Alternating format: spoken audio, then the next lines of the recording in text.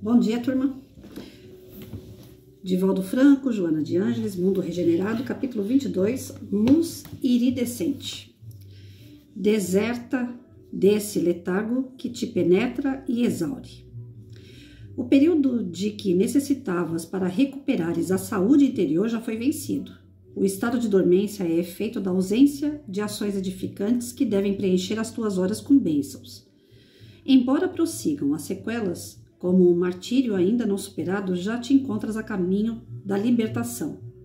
É perfeitamente natural que surjam periodicamente desafios e problemas que antes não existiam, desgastando as energias preciosas que deveriam ser usadas para o enriquecimento dos valores autênticos da evolução, dando a entender que não será fácil retomar as rédeas dos compromissos significativos.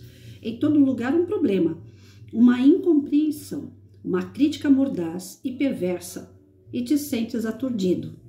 Quem nunca, né?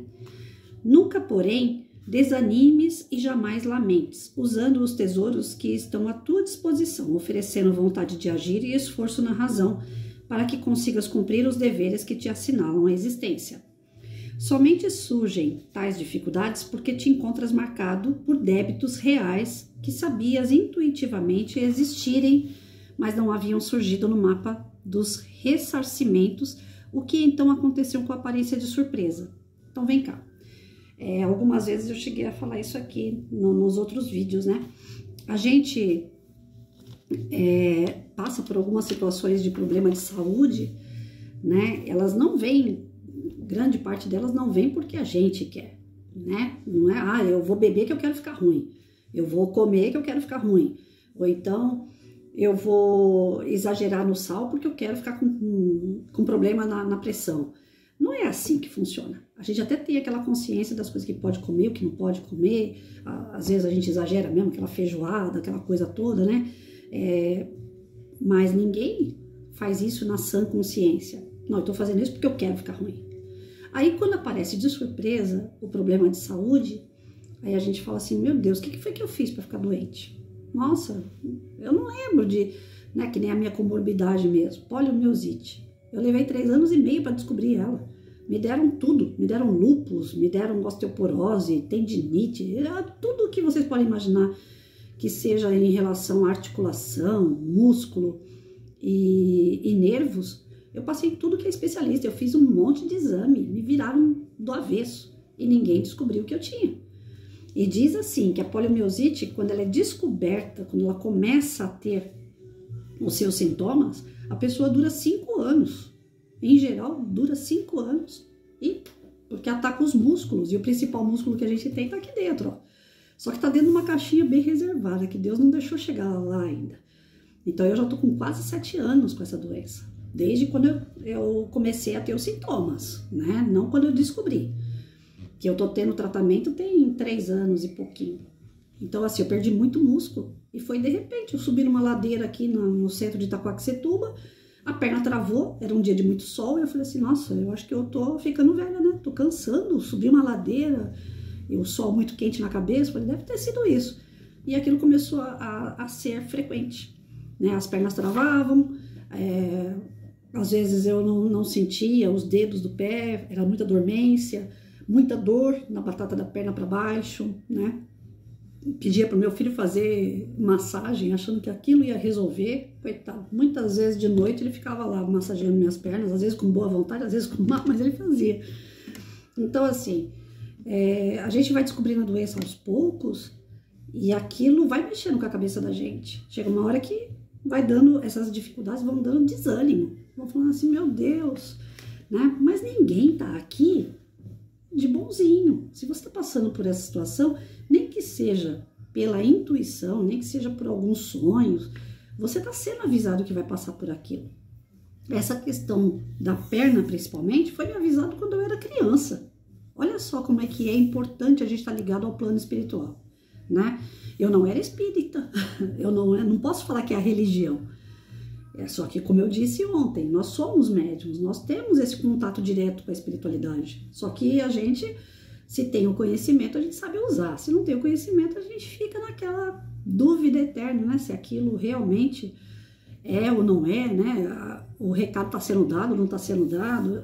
Então, quando eu era criança, eu fui no centro de Umbanda ou Candomblé, não sei, minha mãe me levou, eu acho que eu tinha uns 4, 5 anos de idade. E ficou na minha cabeça aquelas imagens, né, de estátua lá, do demônio, um serzinho vermelho com chifrinho. E eu me apavorei com aquilo. Eu era pequena, eu não entendia aquilo, né? Ninguém me explicou, minha mãe só me levou, eu acho que porque ela conhecia a dona do terreiro ou alguém que trabalhava lá. E no pouco tempo que ela ficou ali, não foi para participar de nada. Eu lembro que ela foi para conversar com uma pessoa lá dentro.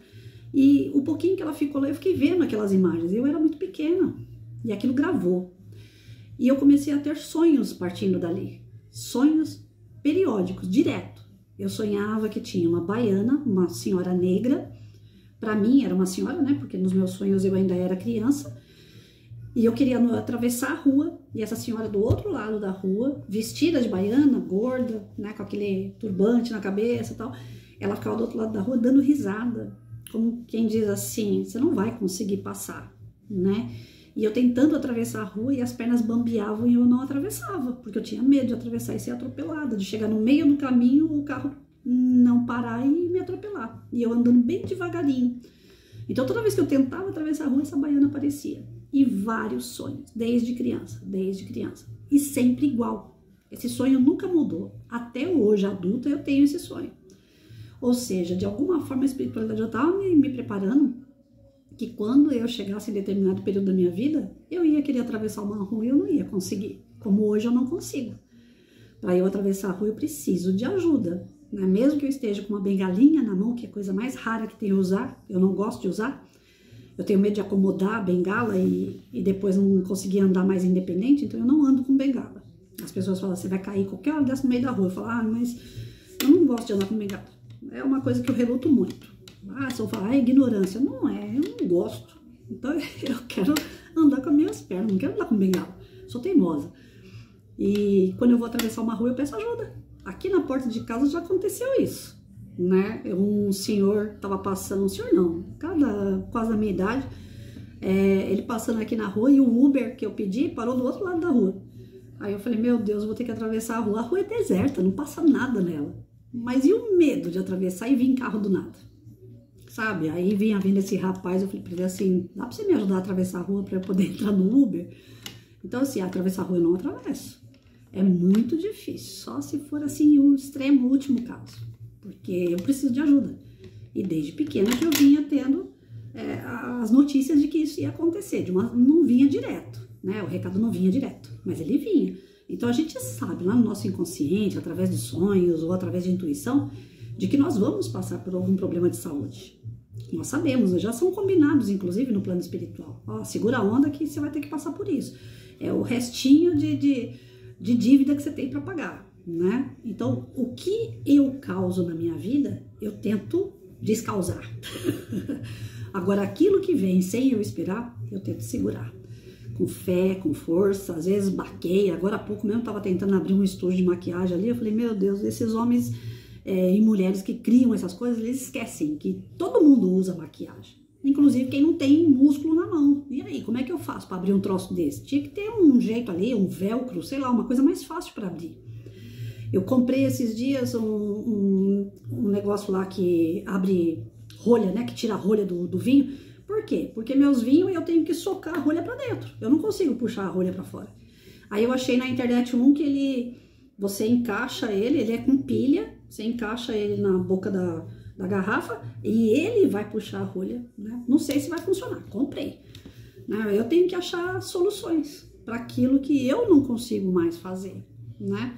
Então, a gente vê que a doença, ela vem para te baquear, claro que vem, ela vem para... Nenhuma doença vem para te fazer feliz, né?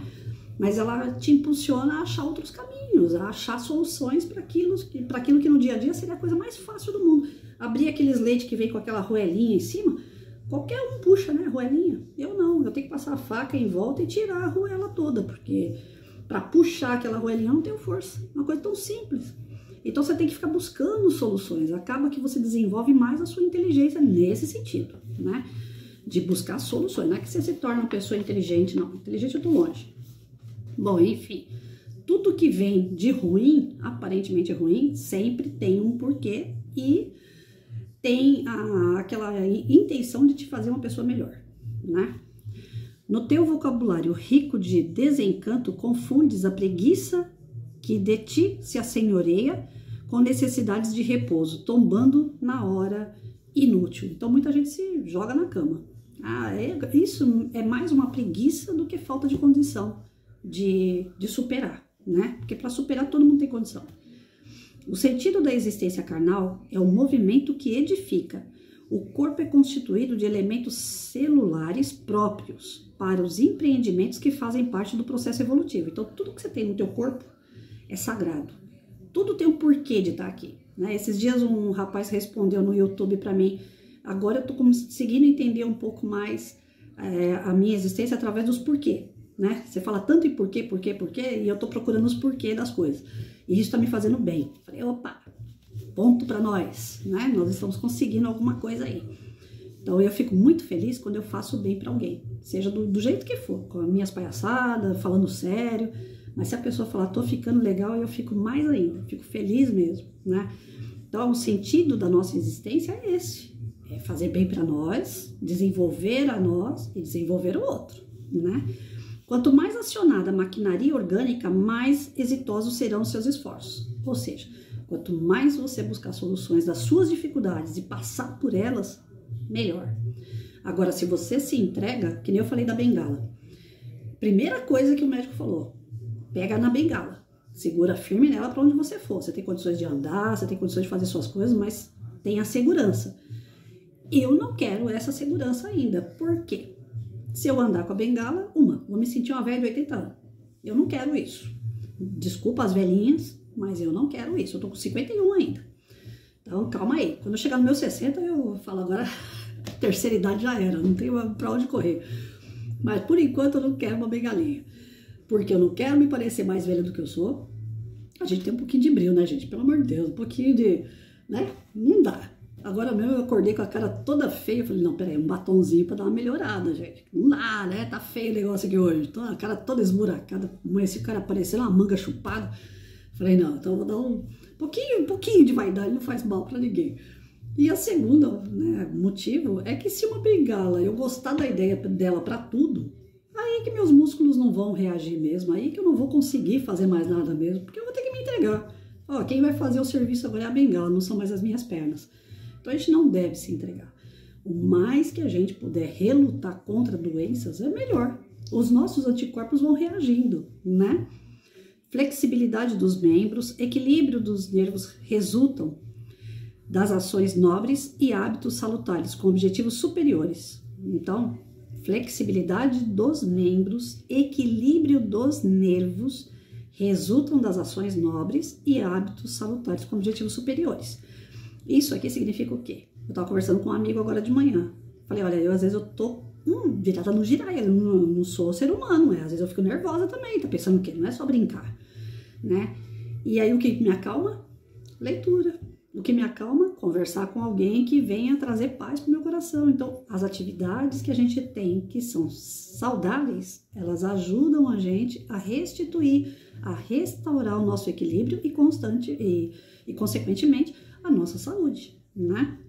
A acomodação produz resultados negativos na economia física e emocional. Então, acomodar está fora do nosso vocabulário. Essa palavra acomodar não pode existir. Para quem quer evoluir espiritualmente, para quem quer evoluir fisicamente, né, mentalmente, acomodar nunca. Em falar em acomodar nunca, eu já comprei 6 livros novos aqui. Depois nós vamos fazer uma varredura neles para ver qual vai ser o próximo que eu vou continuar fazendo leitura para vocês, tá bom? E para mim em primeiro lugar, sempre. Eu falei que essas leituras, primeiro sou eu que aprendo, depois eu mando para vocês a peteca e vocês veem aí o que vocês fazem com ela. Desse modo, movimenta-se nas atividades que constituem o programa da vida física com a destinação sublime que se encontra adrede estabelecida. Tudo se move obedecendo às leis que comandam o universo, ou seja, ninguém está passando por dificuldades físicas, mentais, espirituais, emocionais à toa. As dificuldades que nós temos são, sim, impostas pela divindade. Só que cabe ao nosso livre-arbítrio aceitar com resignação e trabalhar isso em prol da gente, em prol dos outros. Às vezes a gente serve até de referência para outras pessoas. Ontem teve um amigo no Facebook que falou assim: Patrícia, eu tinha como modelo referência a minha mãe. Minha mãe é uma guerreira, tal, ela tá lutando contra isso, isso e isso. E hoje, te conhecendo, eu tenho duas referências, a minha mãe e você, porque você tem uma alegria, uma coisa assim muito legal para quem enfrenta as dificuldades que enfrenta. Aí ele falou: me sinto até envergonhado diante das dificuldades que eu tenho. Então, quantas vezes eu já passei por isso e passo, de ver pessoas com um problema muito maior do que eu, enfrentando com alegria, enfrentando com resignação, dando a devida importância àquilo, sabendo que nada é por acaso, sabendo que tem Deus por trás de tudo aquilo, que foi Deus que me colocou naquela situação e que eu tenho que aceitar, porque em algum momento eu errei. Em algum momento eu precisava sentir na pele aquela doença, aquele desconforto, para poder valorizar algo que numa vida passada eu não valorizei, ou até mesmo nessa vida, né? Que nem eu falei, essa vida eu tento ser uma boa pessoa, mas vai saber na outra vida o que é que eu fiz. Eu devo ter sido o cão chupando manga, porque de todas as formas eu fui testada e estou sendo, e tento levar isso na esportiva. Se eu conseguir passar pelo menos 50% de todas as dificuldades e lá no final falar: Senhor, eu tentei e até aqui eu consegui, já é um ganho. Pelo menos 50%, eu quero pelo menos nessa jornada 50% vencer tudo aquilo que Deus espera de mim. Não espero 100% não, mas pelo menos 50%, que aí já fica menos para outra. Anteriormente, os estudiosos do mundo acreditavam que o próprio universo era uma especial máquina e lentamente chegaram à conclusão de que é um pensamento, porque se contrai e se expande sem cessar. Nele não há o vazio, a inação, o vácuo total. Esses fenômenos permanecem inalteráveis, mantendo as forças de que se constitui. Desse modo, a mente deve trabalhar no desenho do organograma da evolução a que tudo e todos estamos submetidos. À medida que a fixação mental se firma no programa da ACESS, mais se enriquece de possibilidades e se faculta sintonizar com as ondas providenciais da misericórdia divina. Essa energia do cérebro com a mente em equilíbrio é conseguida mediante exercícios próprios de elevação moral.